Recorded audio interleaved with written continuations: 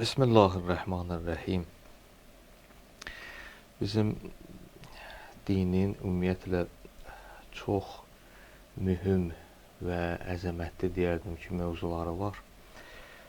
O mövzular barəsində bütün müsəlman cəmiyyətləri deyərdim ki, gərək maraqlansınlar, hətta müzakirələr olunsun, danışılsın bu barədə. O mühüm mövzulardan biri, mən deyərdim hətta birincisi, Həzrət Peyğəmbər sallallahu əleyhin bizə tapşırdığı əmanətidir.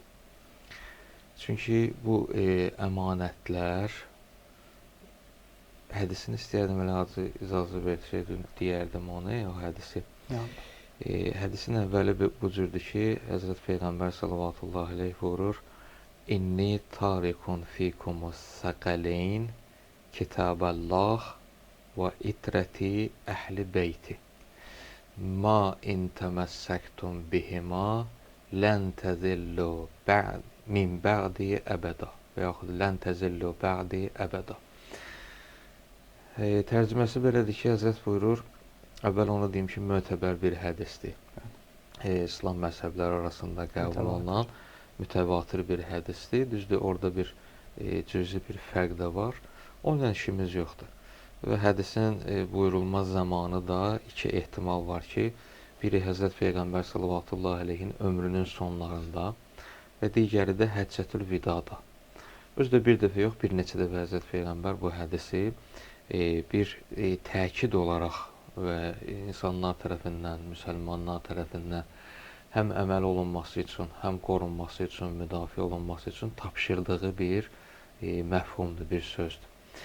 Tərcüməsi belədir ki, buyurur, mən sizin aranızda iki ağır əmanət qoyub gedirəm. İki ağır əmanəti sizə tapşırıram. Kitabəllah 1, Allahın kitabı, yəni Qurani Kərim və etrəti əhli beyti. İkincisi də mənim əhli beytim, itrətim olan, ailəm olan əhli beytimdir. Və hədisin ardıcan buyurur ki, mən yarımçıq dedim, hədisi ardı da var. Kim əgər ma in təməssəktum bihima, kim bu ikisindən möhkəm tutsa, möhkəm yapışsa, lən təzillu bə'di əbəda.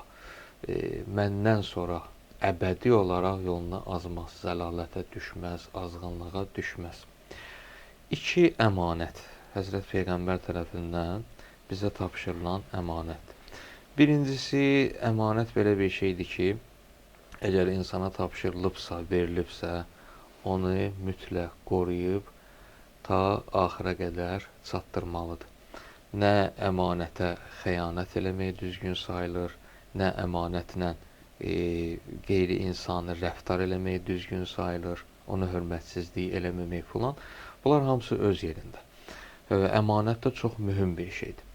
Digər tərəfdən də ağır bir əmanətdir. Səqəlin, səqələ sözündən də siqil. Ki, ağır bir əmanət. Hətta bu hədisin şərhində mən rast gəlmişəm.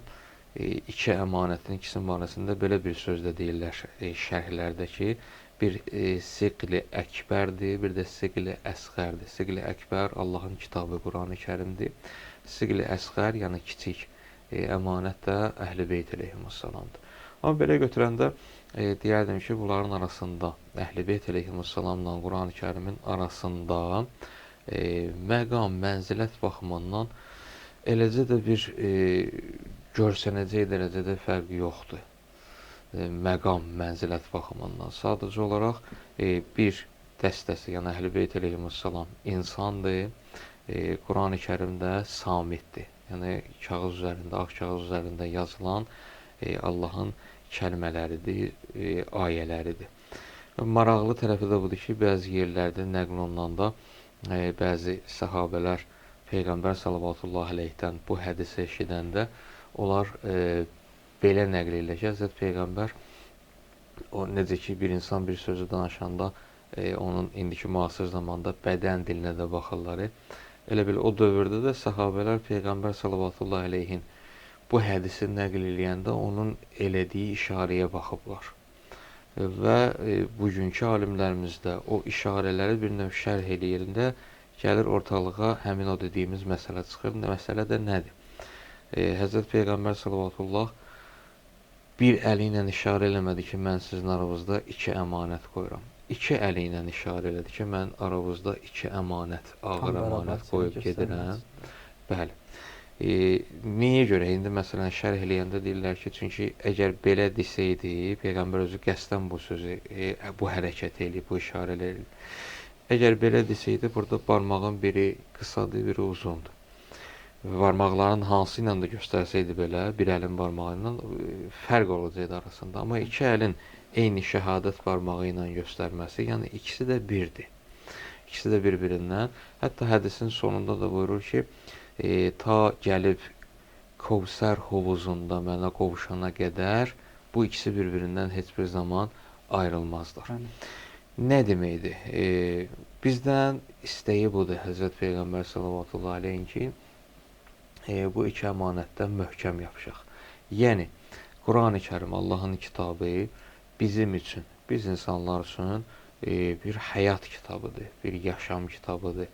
İnsan doğru, düzgün, sağlam, səliqəli, yəni belə deyək də, insan yaşayışı kimi yaşamaq istəyirsə, həm bu dünya yaşaması, həm də əbədi yaşamaqda sağlam, salamat, salim yaşamasını istəyirsə, Quran-ı Kərim onun yolunu göstərir və digər tərəfdən də Əhl-i Beyt əleyhissalam həm yaşayıblar, həm də yaşamağın yolunu, Əhl-i Beyt əleyhissalamın sirəsi, yolu bunu göstərir.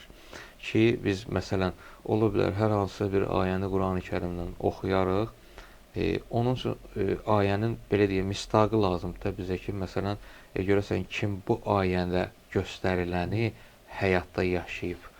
Baxıb görür ki, Əhl-i Beyt əleyhissalam, Həzrət Əli əleyhissalam, İmam Hüseyin əleyhissalam və digər imamlarımız bu ayədə göstərilənləri yaşayıblar.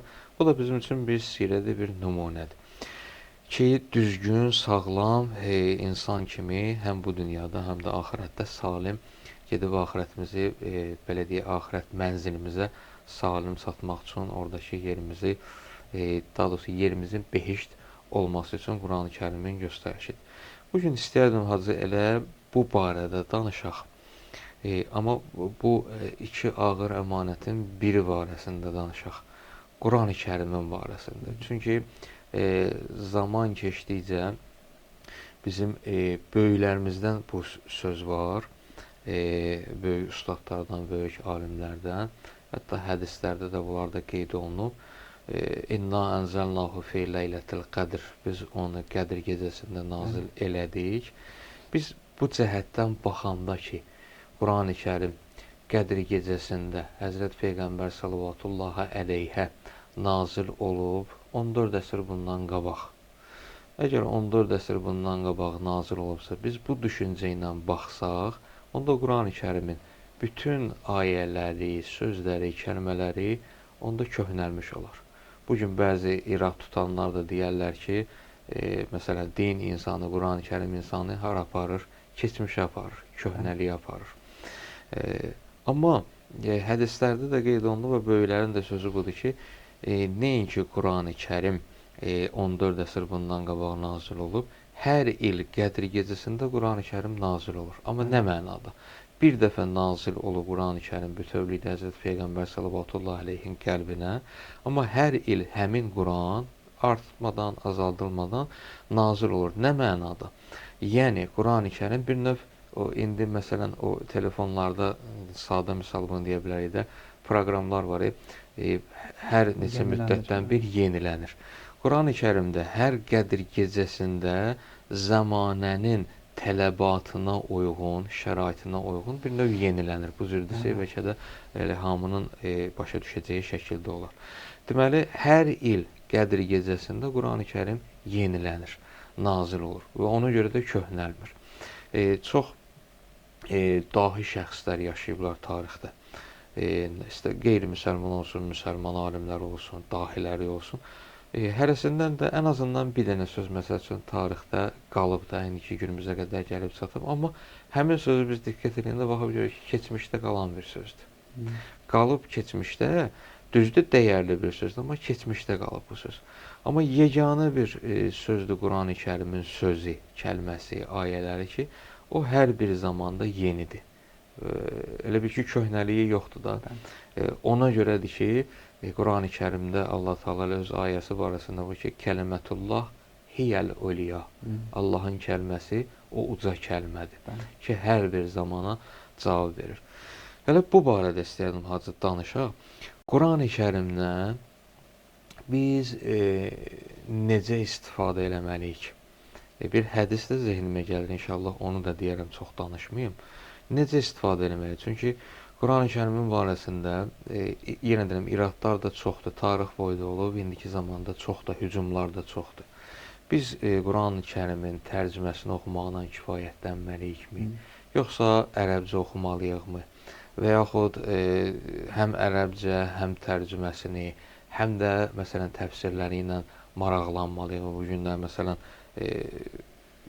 müxtəlif vasitələrlə, məsələn internet vasitəsilə şükür olsun Allaha təfsirlər də var. Düzdür, məsələn insanlar var ki, onları oxuyub ola bilər fikir azğınlığına da düçar ola bilər. Hətta Quranın əleyhinə də məsələn onda bir şey, bir düşüncə yarada bilər və s. Ən əsası mən istədiyim budur, elə bu barədə istəyirəm söhbət eləyək ki, ərəbcə oxumaq, məsələn, qədimdə bir çox insanlarımız, dədə-babalarımız da belə deyək, çoxları tərcümə bilmirdilər, amma əksər insanlar Qurani Kərimi ərəbcə oxuya bilirdilər. Hətta təcvid qaydası olmadan belə ərəbcə oxumağı bacarırdılar. Amma indi, məsələn, tərcümələr şükür olsun Allaha, hər dildə demək olar ki, tərcümələrimiz var, amma ərəb dilində oxuyan çox azdır. Hansını daha doğru olardı oxumaq? Bu barədə. Bismillahirrahmanirrahim və bihi nəstəin innəhu xeyru nasirən və mu'in. Allah razı olsun Hacı. Çox gözəl bir müqəddimə elədiniz. Amma çox şaxəli olduğuna görə bu məsələ mən istəyərdim ki, bir müqəddimə ilə söhbətimizə başlayaq. Əvvəldə dediyimiz hədis ki var, bu açar sözdür mən deyərdim. İnni tarikun fikum müstəqələn Kitaballah və itirəti. Quran-ı Kərimi anlamaqdan, başa düşməkdən, ondan istifadə etməkdən ötəri mütləq biz Əhl-i Beytə müraciət eləməliyik. Bir neçə ayə mənim zehnimə gəlir. Misal biri budur. Bismillahirrahmanirrahim. Ya eyyuhəl-ləzīnə əmənu istəcibu lillahi və lirrasul izə də'akum limə yuhyikum. Ey iman gətirənlər, Allah və onun Peyğəmbərinin, Rəsulunun sözünü qəbul eləyin, isticabət eləyin, o zaman ki, o sizi dirliyə dəvət edir. Burada də'avakum, o ikisi dəvət edir, yox. Bir nəfər dəvət edir ki, Peyğəmbər. Allah və Peyğəmbərin sözünü qəbul eləyək. Nə zaman? O zaman ki, Peyğəmbər dəvət. Deməli, Peyğəmbərin dəvətinə, Allahın dəvəti arasında heç bir fərq yoxdur. Allah deyir, ikisini də qəbul edin, amma dəvət edən bir nəfərdir. Həqiqətdə bir nəfər dəvət eləyibsə, o bir nəfərin sözü eyni ilə Allahın sözü. Necə ki, Quran-ı Kərimin digər bir ayəsində Allah təala buyurur, Mən yuti'ir rasul fəqad əta Allah. Hər kəs Peyğəmbərdən itaat eləsə, Allahdan itaat edir. Heç bir fərq yoxdur. Və sözümüzü istəyərdik ki, gətirə Əhl-i Beyt əleyhissalama. Allah Teala buyurur, Ya eyyuhəl-ləzīnə əmənu əti'ullah və əti'ur rasul və ulil əmri minkum. Ey iman gətirənlər, Allaha itaat edin və Rəsuluna itaat edin və sizlərdən olan əmr sahiblərinə də. Burada Allaha itaat edin, itaat kəlməsi bir gəldi. Yenidən həmin kəlmə təkrarlandı. Rəsulu da ayrı bir itaat dedi.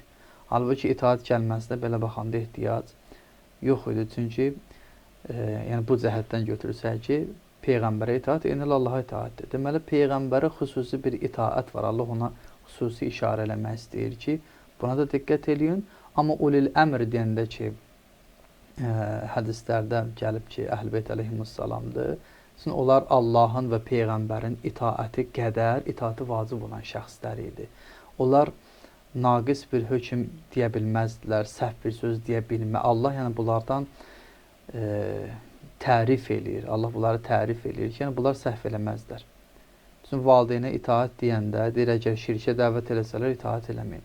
Necə bir itaatdir? Necə Peyğəmbər səhv eləməz bir söz deyəndə Allah deyir, mütləq buna itaat elə. O ləmrdə gərək elə bir şəxs ola ki, bunların əmrinə tabi olmaq mütləq şəkildə zəmanətdə ola ki, Allah deyir, bunlara itaat eləyə. Yəni, Peyğəmbərlə, necə bayaq dedik, Peyğəmbərə itaat eyni ilə Allaha itaatdir. Əhl-i Beyt əleyhissalam itaatdir, eyni ilə Peyğəmbərə itaatdir. Nəticə, Əhl-i Beytə tabi olmaq, Allaha tabi olmaqdır. Quran-ı Kərim buyurur, Huvəl-ləzi ənzələ aleykəl kitab minhu əyətun muhkəmət hunnə ummul kitab və uxara mütəşabihat. Ki, mövzumuza istəyirdim gələm. Alə-İmran surəsi 7-ci ayədir, səhv etmirəmsə. Allah ənzəl aleykəl kitab, sənə bir kitab nazil etdi ki, o sənə bir kitab nazil etdi ki, orada möhkəm ayələr var, mütəşabih ayələr var. Amma möhkəm ayələr nədir? Kitabın əslidirlər, ummul kitab. Kitabın özəyidirlər. Və uxara mütəşabihət. Digər ayələr də var ki, mənası bir neçə il yazıla bilən mütəşabihət. Fəəmməlləzinə fi qulubihim zəyğun فَيَتَّبِعُونَ مَا تَشَابَهَ مِنْهُ ابْتِغَاءَ الْفِتْنَةِ وَابْتِغَاءَ تَأْوِيلِهِ وَمَا يَعْلَمُ تَأْوِيلَهُ إِلَّا اللَّهُ. Qəlbində mərəz olanlar bu mütəşabih ayələrdən öz mənfur məqsədlərindən ötəri istifadə edəcəklər. Fəsad törətməkdən ötəri, pis işlərində, məqsədlərində bu ayədən istifadə edəcək. Amma Allah təala buyurur: "Və mə ya'lamu təviləhu illallah." Allahdan qeyri bunların təvirini bilən yoxdur. Və rasixunə fil ilm. Və elmdə qüdrətli olanlar da bunun təbirini bilənlərdirlər. Yəni biz Allahın kəlamlarını tam başa düşməkdən ötəri, indi tərcümə olsun, təfsir olsun, yenə biz bu məsələdə möhtacıq. Əhl-i Beyt əleyhissalamın sözlərini ki, Quran-ı Kərimi anlaya bilər. Bax, gözəl bir məsələyə işarə elədiniz ki, indi müasir dövrümüzdə həm internet üzərindən, həm kitablar fərqlənmir, yəni tərcümələr kifayət qədər var ki, əl çatandır. Hər kəs istifadə eləsə, istəsə istifadə eləsin, əl çatandır, rahat şəkildə istifadə edə bilərlər. Burada bir məsələ də var. Hacı, o məsələni deməzdən qabaq mən istəyərdim bir dənə o toxunduğumuz məsələ barəsində də yəni əlavə sözünüz olsa da yenə də qeyd eləyə bilərsiniz. İtaət məsələsi, o hədisdə qeyd olunur ki, iki əmanəti sizə tapşırıram. Buradan məlumdur, elə sizin də qeyd elədiyiniz kimi ki, yəni ikisində də itaət. Həm Quran-ı Kərimə, həm Peyğəmbər sallallahu əleyhin özü daxil olmanın, həmçinin də Əhl-i Beyt əleyhissalamı, Peyğəmbərin Əhl-i Beytinə. Çox da gözəl gətirdiniz, qeyd elədiniz ki, Quran-ı Kərimi biz elə onların vasitəsilə başa düşürük, onlar təfsir edirlər. Və ma ya'lamu ta'vilahu illallah və rasixunna fil ilm. Allahdan başqa və elmdə qüvvətli olanlardan başqa onun Quran-ı Kərimin təvirini heç kəs bilmir. Bu gözəl öz yerində və bizim də burada Əhl-i Beyt əleyhissalama itaətimizin nəticəsi bu olacaq ki, biz onda elə ikisindən də möhkəm yapışmış olaq və ondan da əlavə həmçinin də anlaya bilək, başa düşə bilək. Bunu da anlamaq üçün siz danışanda bir hədis yadıma düşdü. Əbu Səid adında səhabələrindən biri Peyğəmbər sallallahu əleyhi namaz qılırdı məsciddə. Peyğəmbər sallallahu əleyhi bu namazı başlayıb 2 rükət müstəhəb namaz qılır. Peyğəmbər məscidin qapısından baxdı, gördü namaz qılır. Bir dəfə çağırdı ki, ya Əba Səid, ey Əba Səid. Bu da namaz qılır, cavab vermədi. İkinci dəfə yenə çağırdı ki, ya Əba Səid. Peyğəmbər çağırır. Bu yenə cavab vermədi, Peyğəmbər getdi. Gedəndən sonra bu tezləşdirdi, namazını tamamladı. Bitirəndən sonra gəldi, çatdırdı özünü Peyğəmbər sallallahu əleyhə, dedi ki, ya Rasulallah, bunu hörmətsizlik kimi sayma. Sən ki məni çağırdın, mən namaz qılırdım deyənə, Allahla danışırdım da, ibadətdə idim deyənə, ona görə sənə cavab verə bilmədim. Elə bildi ki, Peyğəmbər onu görməyib. Amma Peyğəmbər görürdü, çağırırdı, görürdü ki, namaz qılır. Dedi, mən də gördüm, sən namaz qılırdın. Amma bu ayəni Quranda oxumamısan ki, ələm yəqulillah əzzə və cəl İstəcibu lillahi və rəsulihi izə dəakum limə yuhyikum. Bu ayəni Quranda oxumamısan ki, Allah Taala buyurur ki, Allah və onun rəsulu sizə həyat verən şeyə çağırdığı zaman, izə dəakum, sizi çağırdığı zaman istəcibu lillah və rəsuli, Allah və onun rəsuluna cavab verin. Yəni mən də bilirəm sən namaz qılırdın, amma mən səni çağırıramsa, ayə bunu deyir də, Peyğəmbər özündən demirdi ki. Burada əslində elə bu hədisin içərisində sizin dediyiniz həmin o məsələ də var.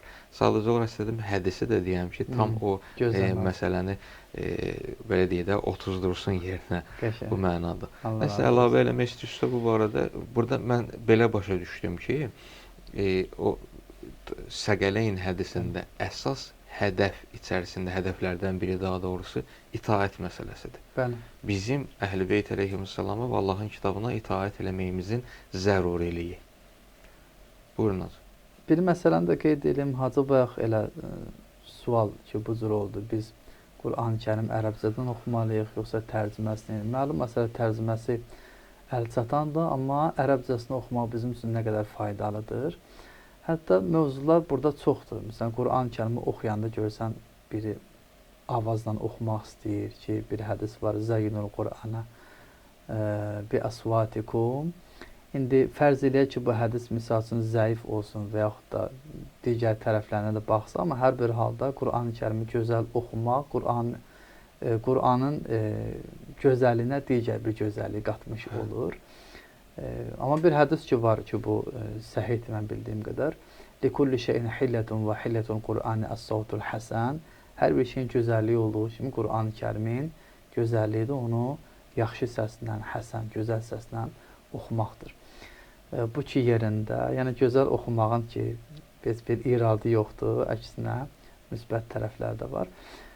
Quranda bir ayə var, Surə-i Muzzəmmilin sonuncu ayəsində və bu ifadə 2 dəfə təkrarlanır. Fəqra'u mə təyəssərə minəl Qur'an, fəqra'u mə təyəssərə minəl. Bir ayədə 2 dəfə təkrarlanır. Bəli, bir ayədə həmin ibarə 2 dəfə təkrarlanır ki, belə isə Qur'an-ı Kərimdən sizə müyəssər olacaq qədər oxuyun. Yəni bir insanın nə qədər imkanı varsa, o qədər Qur'an-ı Kərimdən istifadə eləməlidir. Əfsuslar olsun ki, Qur'anı kiminsə dilindən eşitməklə, hardasa moizəyə qulaq asmaqla bəziləri kifayətlənir. Bu cür deyil.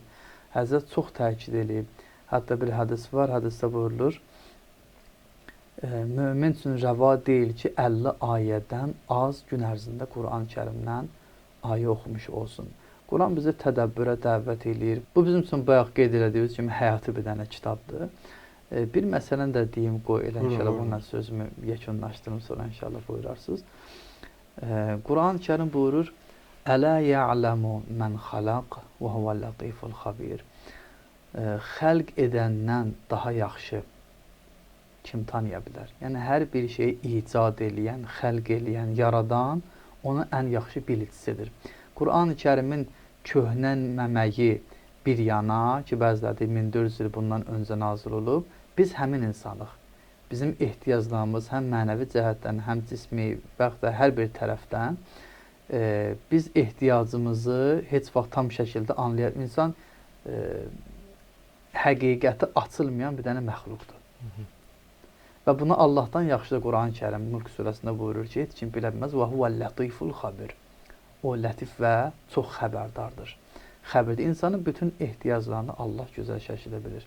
Və mümkün deyil ki, Allah Taala Quran-ı Kərimi nazil eləyəndə hansısa bir ümməti, hansısa bir qövmü nəzərdə tutsun və ona uyğun bir söz etsin. İnsanlar hər bir zamanda nəyə ehtiyaclıdırlarsa Quran-ı Kərim ondan xəbər verib. Onun üçün Quran-ı Kərim heç vaxt köhnəlməyəcək heç və hər bir zamanda siz qeyd elədiyiniz kimi yenilənməkdədir. Bu mənada ki, insan öz ehtiyaclarını anladıqca Quran-ı Kərim daha yaxşı başa düşmüş olur. Həm o ayələr ki, indi elmi inkişaf elədikcə məlum olur. Məsəl üçün, insanın ana bətni necə inkişaf eləmə dövrü ki, o zaman laboratoriya yox idi, ondan sonra bəzi aparatlar yoxdur ki, o şeyləri kəşf elə, amma Quran-ı Kərim bunlardan, bu həqiqətlərdən xəbər vermişdi. Bunlar Quran-ı Kərimin sirlərinə daha çox vaqif olmağımızdan ötəri belə deyək də, zaman bizə Qur'anı köhnəltmir heç, əksinə biraz da Qur'an-ı Kərimi başa düşməyə də kömək eləyir. Allah razı olsun Hacı. Bir dənə də məsələni, elə o istəyərdim o məsələnin üstündə yenə qalaq, keçmək üstündən. Ərəbcə oxumaq və tərcüməni oxumaq. Bu gün məsələn belə deyək də, cəmiyyətdə sorğu keçirsək ki, Quran-ı Kərimi ərəbcə oxumaq daha yaxşıdır. Əksəriyyət deyir ki, tərcüməsini oxumaq. Çünki mən oxuyum və anlayım ki, nə oxuyuram da burada. Bu məlum məsələdir. Normal da qarşılanır. Təbii ki, hər bir şəxs bilməlidir ki, Allahın kitabı mənim üçün nazil olub da. Mən bilməliyəm ki, Allah nə göndərib burada, məndən nə istəyir, nəyi tapşırır. Tərcümə bu cəhətdən yaşadır. Amma bəzən olur ki, bəzən mən deyirəm, hətta çox hallarda bir çox insanlar var ki, Quran-ı Kərimin tərcüməsini oxumaqla bir növ həvəsdən düşürlər. Məsələn, anlamırlar. Bir çox ayələr ki var, onları anlamırlar. Bu bir cəhətdən məsələn də originaldan, ərəb dilindən gəlib hər hansı bir dilə tərcümə olunanda o tərcümədə tam nə çatdırılmalıdırsa onu tam belə deyək də ödəmir. Tərcümə gəlib onu ödəmir. Məna o cür çatdırıla bilmir deyənə bir növ cümlədə olan ayədə olan məna ucuzlaşır. Bəzən qəlizləşir, çətinləşir. Yəni düzgün, o deməkdir, düzgün tərcümə eləmirlər. Düz tərcümədir. Sadəcə olaraq əslindən çevriləndə, o hətta başqa dillərdə də var. Məsələn, hər hansı bir dildən gətirib tərcümə eləyəndə görürsən, mahiyyət orada dəyişir. Bu şeylərdən də ola bilər. Amma digər tərəfdən budur ki, Quran-ı Kərim hər hansı 2 dənə səhv eləmirəmsə surə var Quran-ı Kərimdəki, böyük surələrdən təbii ki, söhbət gedir.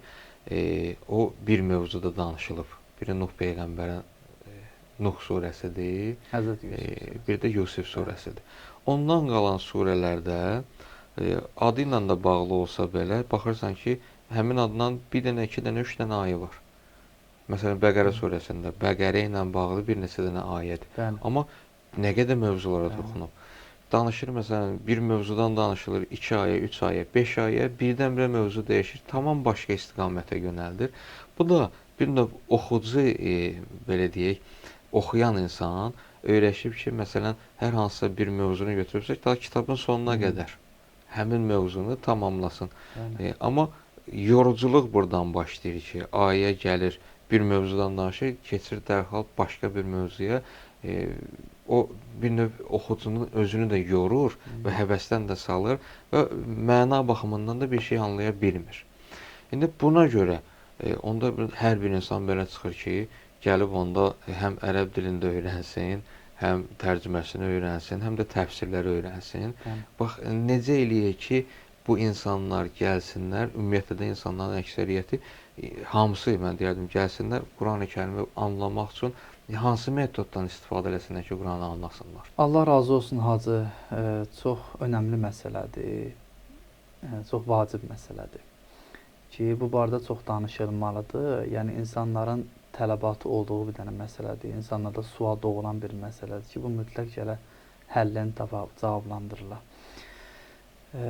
Bayaq oxuduğumuz ayəyə ona görə mən işarə elədim ki, insan nə qədər fikrimizdə də belə bir hökm var ki, misal üçün, mən hansı hökmləri bilməliyəm, fikri cəhətdən mənə vacibdir.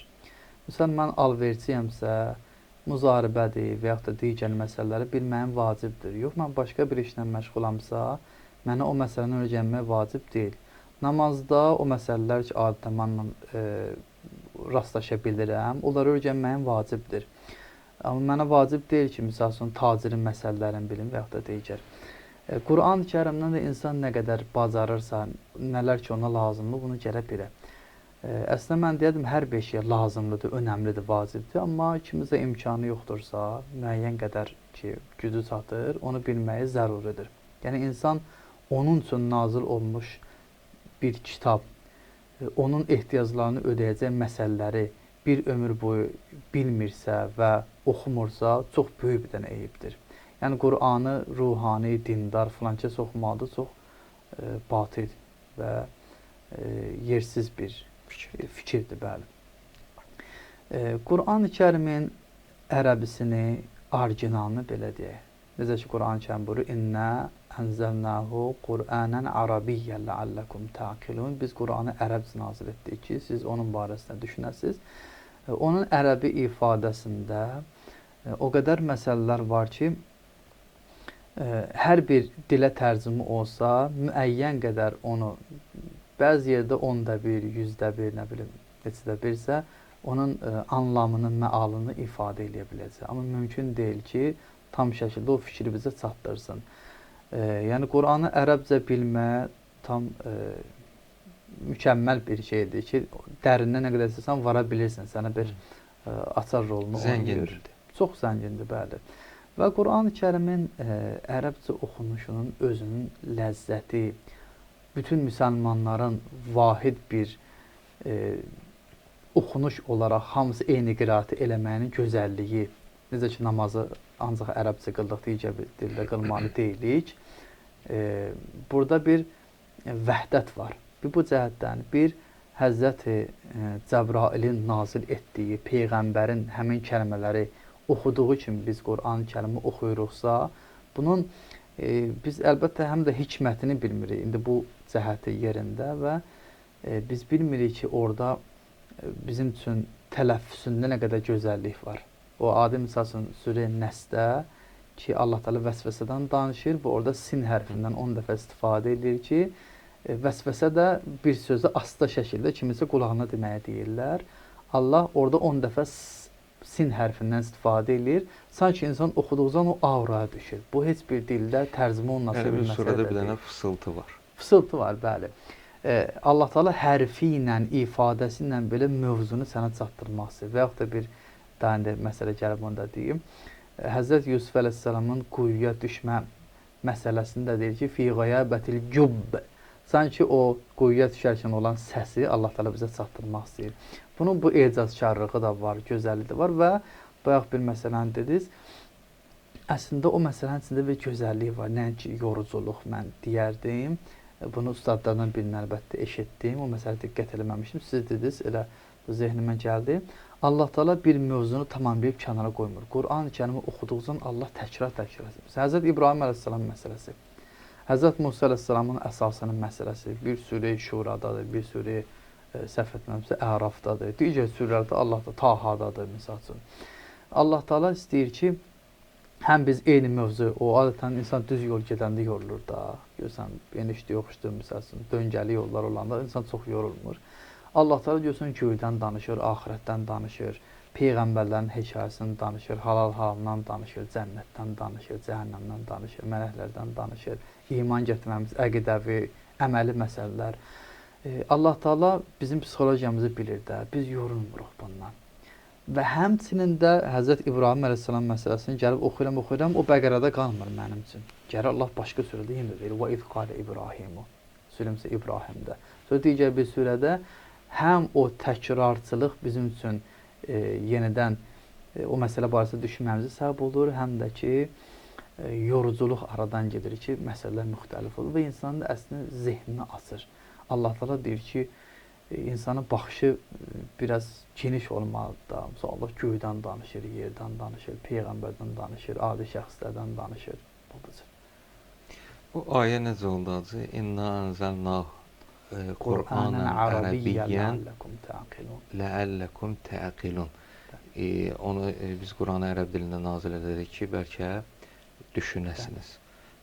Deməli, burada ərəb dilinin Allah insanları dil baxımından ayırmayıb, birini digərindən üstün eləməyib, sadəcə olaraq həmin din zəngin olduğuna görə bu barədə düşünəsiniz deyə.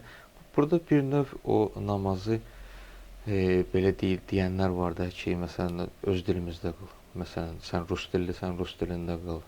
Türk dillisən, türk dilində, ingilis dillisən, ingilis dilində. Buna da bir növ cavab var burada, deyərdim. O, siz danışın, mənim zehnimə o gəldi. Ki, tərcümə olanda söz bir neçə cəhətdən mahiyyətini itirir. Məsələn, Allahu Əkbər sözü. Allah daha böyükdür. Bir var kəbir, bir də var əkbər. Yəni Allah daha böyükdür. Bu tərcümədir. Tərcümə olunanda görürsüz naqislik, nöqsan yaranır. Məsələn, deyirəm Allah böyükdür, tərcümə elədim də. Digər bir şəxs soruşsun ki, nə boydadır? Deyim daha böyükdür. Yenə sual çıxır ki, nə boydadır? İndi bunu qısa tərcümə eləyəndə belədir. İndi mən bunu təsəvvür elə ki, namaz qılıram. Namazın da birinci başlanğıcı Allahu Əkbərdir də. Allah böyükdür. Sonra sual vermez, nə boydadır? Allah daha böyükdür. Daha böyükdür, yəni nə boydadır? İndi mən bu tam çatdırmalıyam axı kəlməni. Onda belə olmalıdır ki, Allahın böyüklüyü təsəvvür edilməzdir. Bu yenə də kamil tərcümə deyil. Amma ərəb dilində onda bir kəlmədən Allahu Əkbər məlum məsələdir. İkinci tərəfi də budur ki, namazı nəyə görə başqa dildə qılmaq heç kəs icazə vermir də, heç bir məzhəb alimi buna icazə vermir. Hələ bu cəhətdən icazə vermir. Çünki namaz iki məsələdən ibarətdir də. Bir, danışıqdır, iki, hərəkətdir. Qiyamdır, rükudur, səcdədir. Danışığın özündə də 3 mövzu var. Quran-ı Kərimdə, namazda, danışıqda 3 mövzu var. 1, Qurandır, 2, duadır, 3, zikirdir.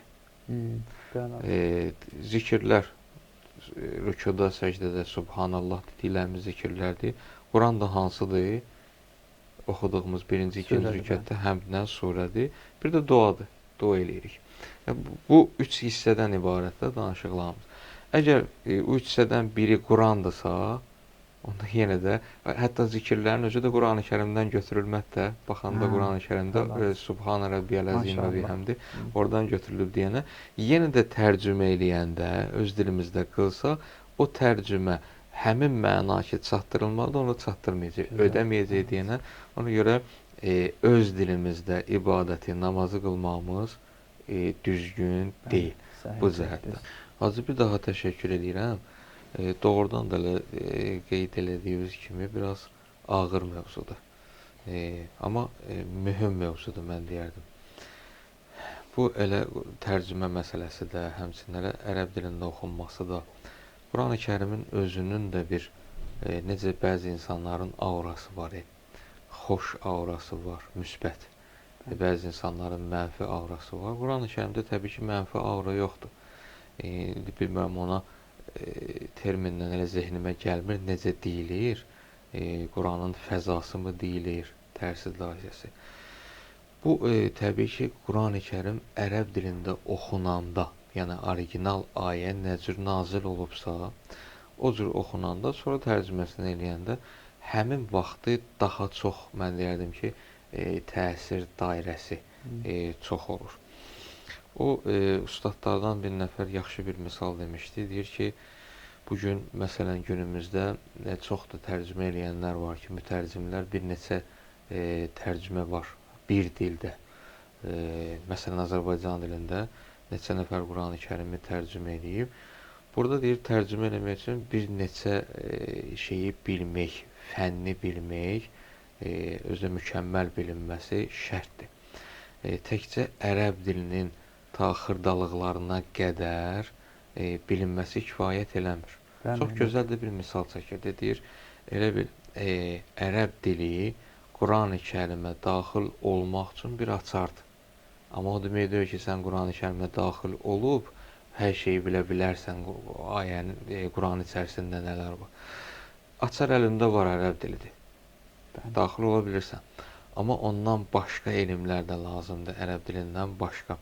Misal da belə deyir ki, elə bir otaqdır, otağın içərisində müxtəlif növlü, belə deyək, cihazlar var. Səndə açar əlindədir, otağın açarı. Açmısan otağın açarını, daxil olmuşsan otağa, indi bu cihazlardan necə istifadə edib onu bilmirsən. Otağa daxil ola bilirsən, amma istifadə qaydasını bilmirsən. Ərəb dildə deyir açardır, daxil olmuşsan Quran-ı Kərimə, ora gələndən sonra Quran-ı Kərimə daxil olanda, onu belə tərcümə edə bilirsən, amma düzgün məna çıxarda bilməzsən, düzgün təfsir edə bilməzsən. Ona görə müxtəlif elmləri də bilmək burada şərtdir. Məsələn, hədis elmini bilmək, tarixi ilə birlikdə, növləri ilə birlikdə, ikincisi, tarixin özünü bilmək, hətta Quranın özünün barəsində, tək dili yox, Quranın özünün barəsində məlumatda olmaq və s. və ilaxır ki, bir neçə dənə elmlər var ki, onları mütləq edək və hətta qədim yazılmış təfsirləri, onların üslublarını falan, bunları da bilmək şərtdir ki, sən oradan gəlib onda nəsə ortalığa qoyub çıxardasan. Bundan əlavə Hacı, deməli Qurani-Kərimin özünün də ayə oxunanda, ərəbcə oxunanda özünün bir qeyd elədiyimiz kimi də, məsələn, Yusuf Peyğəmbərin quyuya düşməsi məsələsi. Qəyabətil cub belə oldu da, çox xoşuma gəldi o ayə. Mən siz deyəndə, hətta onu tələffüz eləyəndə belə mənim yadıma nə düşdü? Biz uşaq vaxtı bir daşı götürürdük, atardıq suyun içinə. Həmin səs oradan doğrudan da həmin səsi verir. Cub sözü elə bir ki, doğrudan da suyun içinə düşəndə, daş düşəndə, ağır bir şey düşəndə həmin səs yaranır. O, bundan da əlavə, bu Qurani-Kərimin ecazkarlığı da öz yerində. Amma bir fəzası da var Qurani-Kərimin. Dəfələrlə biz rast gəlmişik. O hədisi ki, qeyd elədiniz, mən rast gəlmişəm onu Əhl-i Sünnə mənbəsində. Zəyyinul Qur'anə bi əsfatikum. Quran əslində onsuz da zəyyindir, gözəldir, zinətli bir kitabdır. Amma bu gözəlliyə daha da bir gözəllik qatmaq olar. Necə qatmaq olur? Təsəvvür elə ki, məsələn, çox gözəl bişirilmiş bir şirniyyatdır, məsələn, yeməkdir. Onun özü-özündə gözəldir, amma təqdimatı ola bilər ki, pis olsun. Məsələn, mən çox üfunətli bir paltarda gətirib onu təqdim eləsəm, o elə bir ki, onun özünü də hörmətdən salmış olurum. Amma gözəl, səliqəli geyimdə gətirib onu təqdim eləsəm, bu daha da gözəl olar. Bu da ona bənzəyir ki, Qurani-Kərim özü gözəldir. Amma daha da ona gözəlliyi qatmaq, təqdim eləmək, təqdimatı gözəl səslə olsa, bu daha da yaxşı olur. O cəhətdən vurur ki, öz gözəl səsimizlə Qurani-Kərimi daha da nəyin zinətləndirir. Mən buna diqqət eləmişəm ki, bəzən gözəl avazla oxunan, hətta tarixdən hədislər də demək olar bu barədə, gözəl səslə Qurani-Kərim oxunanda o daha çox təsir qoyur bəzi insanlarda. Onun hikməti nədir, səbəbi nədir? Bu, həmin şəxsin halı ilə bağlıdır, yəni oxuyanın, qarinin. Yoxsa Qurani-Kərimin düzgün seçib oxuduğu ayələrlə bağlıdır. Hacı gözəl məsələ işarə elədiniz, o təqdimat məsələsi. Bir hədis yadıma düşdü, nə qədər indi misalı burada yerinə düşər, düşməz bilmirəm.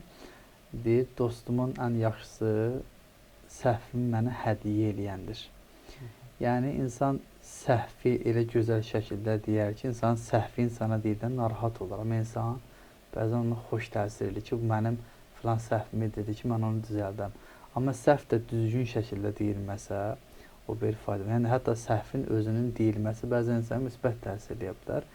Və Qur'anın fəzası da mütləq şəkildə müsbət auraya sahibdir. Bunu nə gözəl olar ki, insan gözəl sədası ilə, səsi ilə deyə. Fiqhimizdə də var ki, azan verənin bir neçə xüsusiyyəti olmağı, yəni bir neçə xüsusiyyətə sahib olanın azan verməyi daha yaxşıdır ki, uca səsi olsun, gözəl avaz olsun, düzgün əda eləsin. Yəni bunlar görsün, orada da şərt, orada da bir şərt ünvanında qeyd olunur. Qur'an-Kərimi özü zaten təsirlidir, ifadəsi, ibarəsi. Bu ki, yerində eşidənin özündən də çox şey asılıdır. Çünki özünün ruhiyyəsi ki, əfsuslar olsun, bəzi məclislərdə müşahidə olunur ki, Qur'an tilavət olunduğu zaman, məhz Qur'an tilavət olunduğu zaman bəziləri ya dinləmək istəmir və yaxud da ki, məclisi tərk edir, hətta bura qədər. Qur'anı dinləmənin özünün bir insana nə qədər mənəviyyəti belə də yerində olmalıdır ki, yəni yaxşı bir xüsusiyyətdir insanda Qur'anı dinləyə bilsin. Yəni, Qur'an dinləmənin özü bir insan üçün üstün bir əməldir, mən deyərdim. Yəni, bu meyar kimi də haradasa bunu hesab eləmək olar. Yəni, bu fikrimə inşallah bir nəzər bildirərsiniz.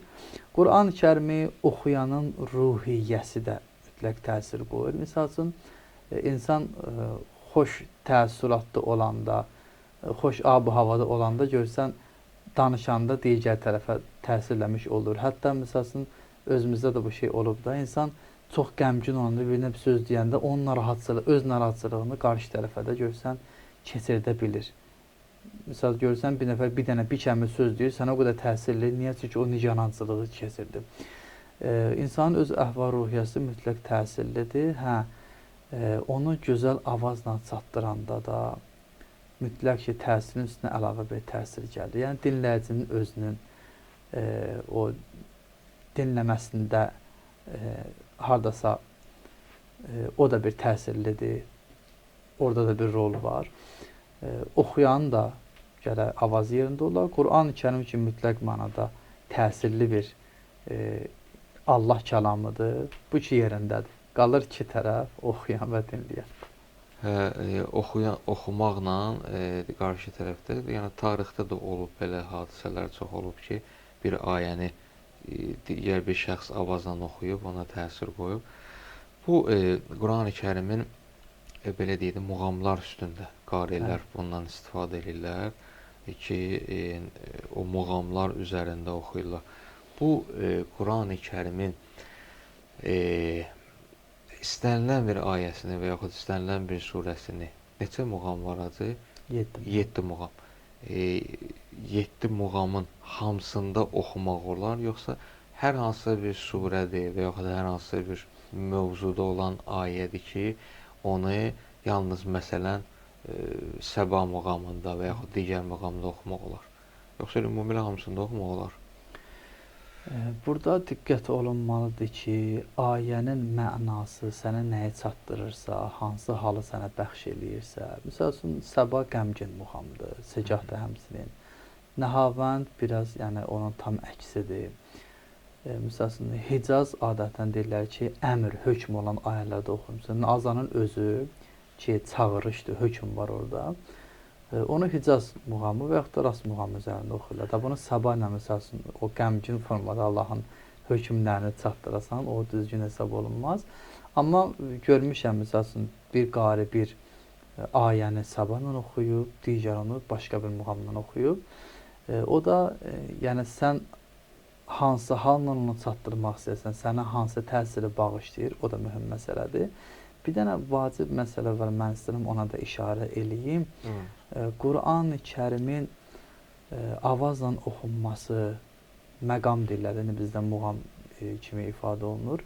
Quran-ı Kərim muğamla oxunması, gələ bu məsələyə diqqət eləyək ki, biz o məqamları ayəyə uyğun oxuyaq. Nəinki, misal üçün, biz məqam oxumaqla Quran-ı Kərimə gözəllik qatmaq istəyək. Yəni, fikrimiz muğamda olsun. Bəzən bunu görürsən ki, hətta bizim böyük alimlərimiz də bu məsələyə işarə edirlər ki, bəzən biri, misal üçün, cəhənnəm ayəsini oxuyur, o ilə təşviq eləyəndə ki, Allahümmə yəzidək. Varaq, məsələn, Allah sənin üçün artırsın. İndi bu avazının təsirindədir ki, Allah sənin üçün artırsın. Bu da cəhənnəm ayəsini oxuyurmuş həmin vaxtı. Hətta belə bir zarafat deyilir ki, sən bir deyəndə, bax gör mənasına deyirsən, o avaz deməli sənin fikrin avazdaymış. Yəni Allah iraq eləsin ki, biz Quranın məqamı üzərində, məqamları üzərində, muğamı üzərində dayanaq, həmçinin onun tətbiqinə məşğul olaq. Yox. Amma Quran-ı Kərimi gözəl avazla oxuyan qarilərimiz olublar ki, hətta kimlərinsə İslama gəlməyində, ən azı İslama rəğbətlərinin oyanmağında bunların səsləri rol oynayıb. Deməli, əsas hədəf hər hansı bir mövzuda olan ayənin çatdırılmasına görə avazın belə də ona uyğun tənzimlənməsi. İki dənə məsələ də azı, bu qorxu içərisində bir təşviq də var. Yaxşı mənada adamı narahat eləyir. Biri ayədir, biri hədisdir. Ayə Furqan surəsinin 30-cu ayəsidir ki, və qalər rəsul, ya Rabbi, innə qavmi ittəxəzu hazəl Qur'ana məhcura. Peyğəmbər buyurdu ki, ey mənim Rəbbim, həqiqətən də mənim ümmətim, qavmum bu Qurandan ayrı düşdülər. Bu Quran-ı Kərimin ayəsidir. Deməli, belə çıxır ki, ümmət əksəriyyəti Quran-ı Kərimdən uzaq düşüblər. Halbuki söhbətimizin əvvəlində danışdıq ki, Peyğəmbər 2 dənə əmanət, özü də ağır əmanət tapşırır. Və biz də o əmanəti qoymuşuq kənara, özümüzdən uzaqlaşdırmışıq. Bir dənə də hədis var acı. O hədis də belədir ki, məşhur bir hədisdir. Yeci'u yevmel qiyameti salasetun yeşkun. El-mushaf vel-mescid vel-itre. Qiyamət günü 3 şikayətçi gələcək. Bəli. 3 şikayətçi gəlir. Şikayətçilər də kimlərdir? Qurani-Kərim, məscid, bir də itrət, yəni Əhl-i Beyt əleyhissalam. Adamı qorxudan tərəfi də budur. Qiyamət günü 3 şey gəlib insanlardan şikayət edəcək. Burada fərqi yoxdur. İnsandan şikayətə gələ bilər bunlar. Qorxudan tərəfi budur ki, Peyğəmbərin 2 əmanət dediyi, əmanətin ikisi də oradadır. Bir, Allahın kitabı, digəri Əhl-i Beyt əleyhissalam. İndi bu ikisini kənara qoysaq, məscidlə Əhl-i Beyt əleyhissalamı, biz ki, Qurandan danışırıq. Quran-ı Kərim gəlib şikayət edəcək. Görəsən, nədən şikayət edəcək? Axı, biz hətta Quran-ı Kərimi oxumasaq da belə, oxuya bilməsək də belə, həmişə onu pak, təmiz bir parçaya büküb, evin hündür bir yerində saxlamışıq. Hətta mən böyüklərdən eşitmişdim ki, qədim evlərimiz, o binalar olmayan vaxtında, hündür mərtəbəli binalar olmayan vaxtında, evlərin, belə deyək, giriş qapısını biraz boyunu aşağı eləyərdilər. Ki, evə girəndə istər-istəməz adam əyilib evə daxil olardı.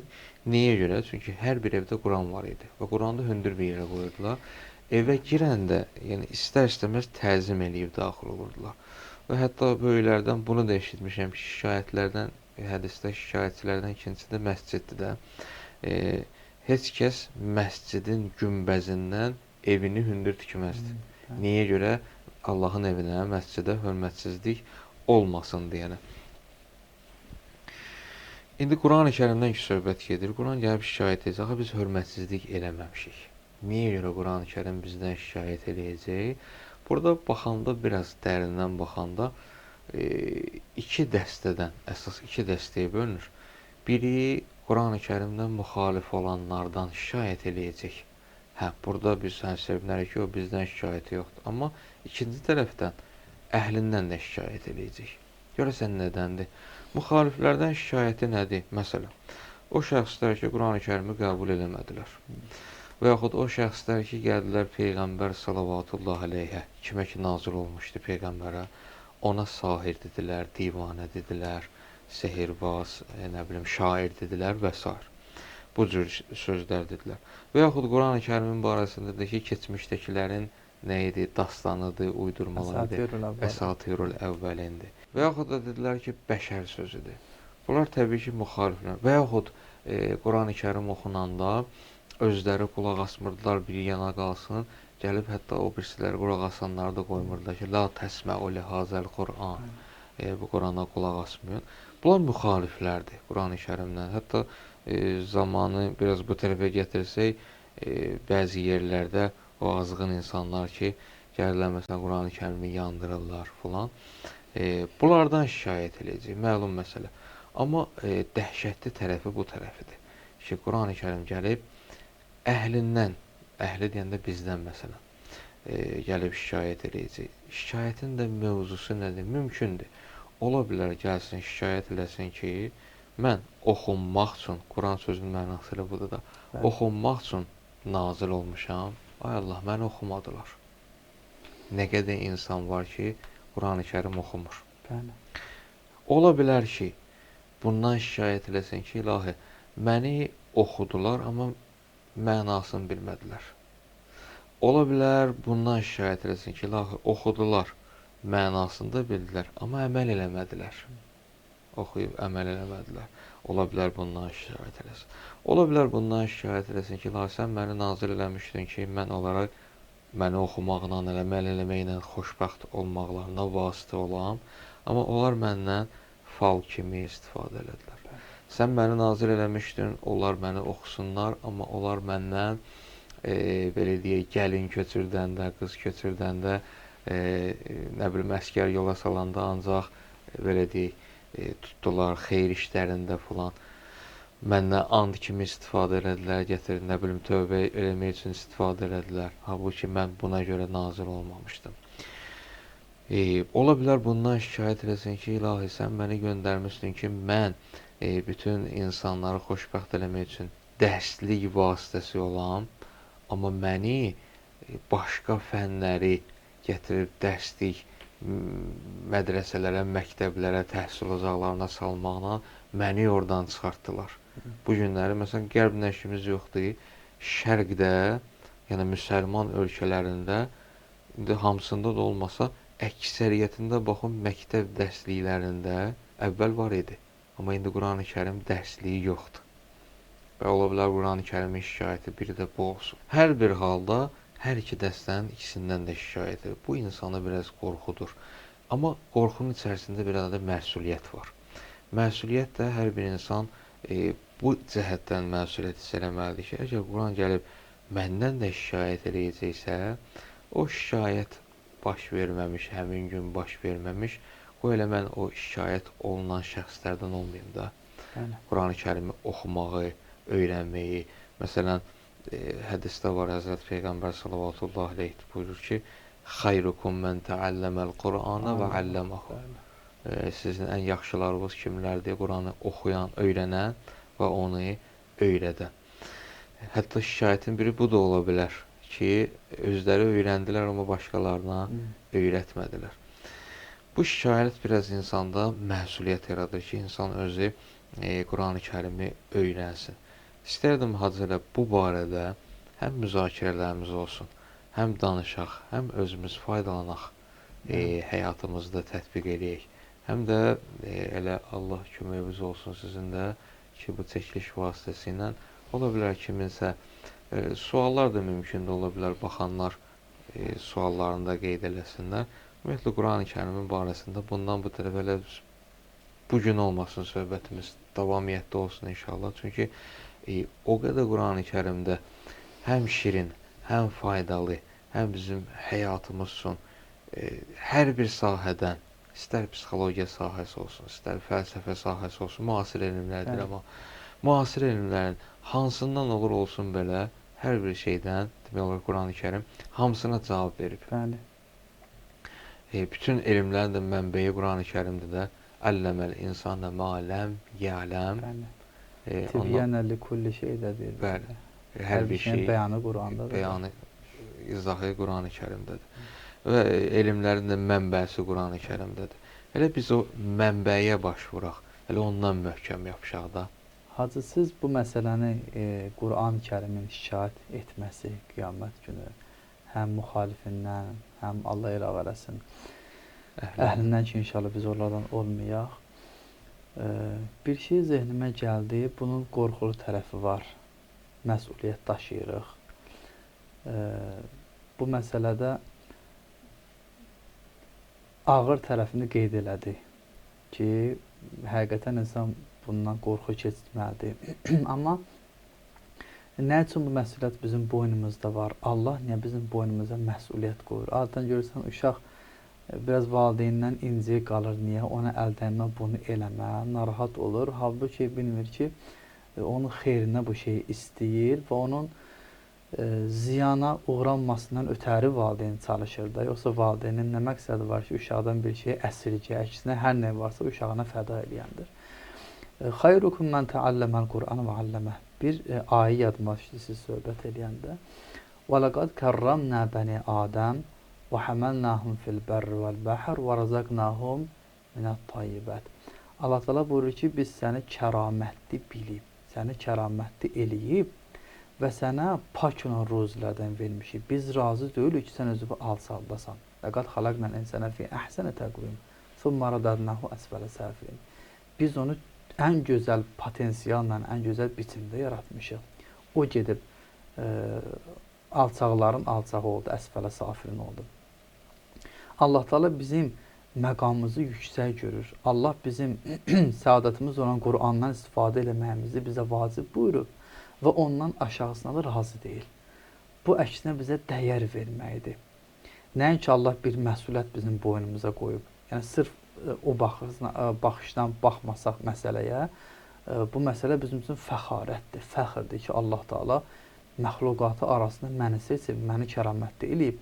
Mənə deyir, sən gələ paçdan yeyəsən, mənə deyir, sən gələ bunu oxuyasan, buna əməl eləyəsən və bundan əl götürməyə də mən razı deyiləm. Niyə? Çünki əl götürürsən, həqiqi insan kimi öz vəzifələrini yerinə yetirib, o yüksək məqama çatmır. Mənim məqsədim, sənin yaradılışında olan qayə, məqsədə yetişməyəcəksən və mən də buna razı deyiləm. Bu bizim üçün əslində gözəl bir fəxr olması məsələdir. Həm siz demişkən, qorxu var məsələnin içində, o qorxunun əksində də böyük bir təşviq var, böyük bir dənə bizim üçün müjdə var. Müjdə var. Təşəkkür edirəm hacı. Allah razı olsun. İnşallah bu barədə çox mühüm məsələdir. Davam eləyərik sizlərlə. İnşallah Allah qismət eləsin. Allah razı olsun hacı. Onu da qeyd edim ki, ola bilər şikayətlərindən biri də bu olar ki, bəzi insanlar Qurani-Kərimdən, məndən, yəni Qurani-Kərim şikayət edirdi, məndən yalnız ibadi məsələlərdə götürdülər, istifadə elədilər. Amma digər məsələlər, mövzular var idi ki, ondan istifadə eləmədilər. Və yaxud əksinəsi. Bəziləri məndən gəldilər. Çünki var da bu gün nə deyirlər ki, nəyə görə yapışmışsa, ancaq elə namaz, oruc falan. Qurani-Kərim elm kitabıdır falan. Amma Qurani-Kərim hər bir şeyin kitabıdır. Yəni, mövzu baxımından deyirəm ki, hər bir şey Qurani-Kərimdə var. Sadəcə olaraq insanlar təbəqələrə ki, bölünüblər deyənə, Quran qəbul edənlərə deyirəm. Onlar, məsələn, hər kəs öz istədiyini istəyir ki, Qurani-Kərimdə görsün. Ona görə də elə o cəhətdən yaxınlaşır. Bir nəfər mənə dedi ki, Qurani-Kərim fəlsəfi bir kitabdır. Sən o cəhətdən yaxınlaşır. Niyə görə yapışmışsan ancaq namaz falan belənsinə. Bəzi adamlar deyir ki, yox, ancaq namazdır, ibadət, təvhid falan belənsinə.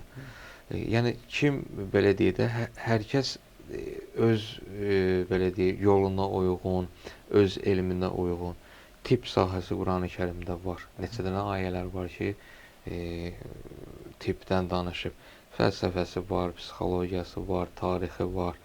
Açardır ərəb dilidir. Daxil olmuşsan ki, bunları oradan tapasan, götürəsən. Bir dənə də sözlə tamamlayardıq, sözümüz yoxdursa. Öyle ustadlardan, müfəssirlərdən, müasir müfəssirlərimizdən də Allah hifz eləsin.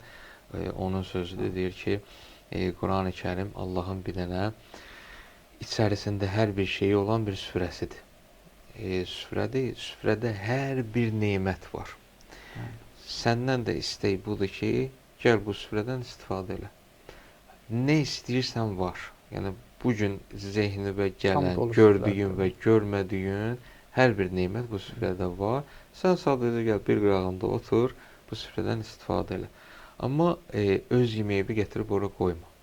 Məsələn, bir nəfər zəngin bir adamdır, bir süfrə açıb qonaq dəvət eləyib, biz də getmişik. Məsələn, bir nəfər gəlsin, o süfrədə də hər şey var da, meyvəsindən tutmuş, bütün yeməklərin növlərinə qədər.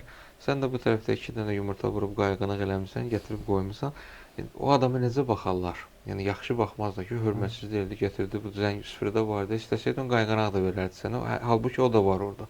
Amma sən özün üçün qayğanaq pişirib gətirmirsən. Bu ona bənzəyir ki, sən öz fikirlərini, öz məqsədlərini, öz bildiklərini Qurani-Kərimə gətirib daxil etməyə ehtiyac yoxdur. Orada hər bir şey var, sən elə oradan götür. Allah bizləri Qurani-Kərimdən, o mənəvi süfrədən, Qurani-Kərim süfrəsindən istifadə eləməyi bacaran şəxslərdən eləsin inşallah. Təşəkkür edirəm hacı, Allah razı olsun. Allah faydalı, mənfəətli eləsin inşallah. Allah razı olsun.